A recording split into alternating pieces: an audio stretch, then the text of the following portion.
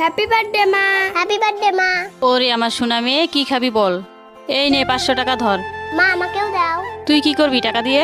এই নে 100 টাকা ধর, এর বেশি পাবি না, ভাগ এখান থেকে। আরে চলে এসেছিস, কি করেছিস 500 টাকা দিয়ে? আমি সব বান্ধবীকে নিয়ে সব টাকা খরচ করেছি। বাহ আমার সোনা মেয়ে, যা ঘরে গিয়ে বিশ্রাম নে।